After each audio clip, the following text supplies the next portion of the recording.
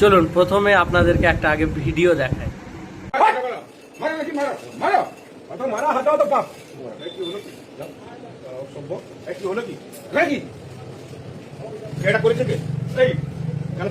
দেখুন, একজন বয়স্ক লোক, তার বাপের বয়সী হবে লোকটা, তার মাথায় তাকে একটা ডিম থেরাপি করলো এবং পাশের লোক একজন এসে তাকে জিজ্ঞাসা করছে আপনি এই কাজটা করলেন কেন? তখন বলছে সে এটা সরকার থেকে অর্ডার আছে। এটা সরকার থেকে অর্ডার। কে? কোন সরকার? আমাদের সরকার। তোমাদের সরকার মানে অর্ডার দেখাও। তুমি কি ছাপড়া মারছো? তুমি সাপ্লাই মারছো? তুমি কে? তুমি একজন বয়স্ক এরকম করলে কেন? তুমি কে? তুমি কে? তুমি কে? আমি এবার এখানকার মানে কি? কোনটা সেটা বলো। বিএলআর অফিস দেখতে পাচ্ছ না? বিএলআর অফিস থাকলে তো হ্যাঁ। আমার কি হয়েছে? বিএলআর হ্যাঁ, অফিস করেছি কি? হ্যাঁ, বিএলআর অফিস বড় জায়গা আছে। আবার সে আবার চাইছে যে কোন সরকার থেকে অর্ডার আছে দেখি, ও আবার দেখাবে না, বলছে সে বুক খুলিয়ে বলছে আমি তো এখানকার ইনচার্জ আছি। এখানকার ইনচার্জে আছি। তুমি কোন ইনচার্জে আসো?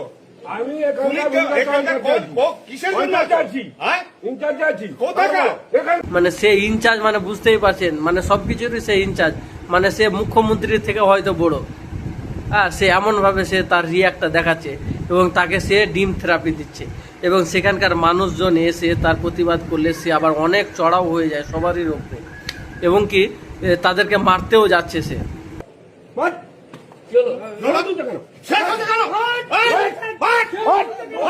তুলছো কেন? গায়ে তুলছো কেন? এই, কি একটা অবস্থা, বাজে অবস্থা একটা, মানে কি এইসব বিজেপি ক্ষমতাতে এসে কি তাহলে ডিম থেরাপির কি এটা সরকার থেকে অর্ডার একটা পাস হয়েই গেছে নাকি? মানে ব্যাপারটা মাথায় আসছে না, ব্যাপারটা কি আসলে কি কি বোঝাতে চাইছেন আপনারা?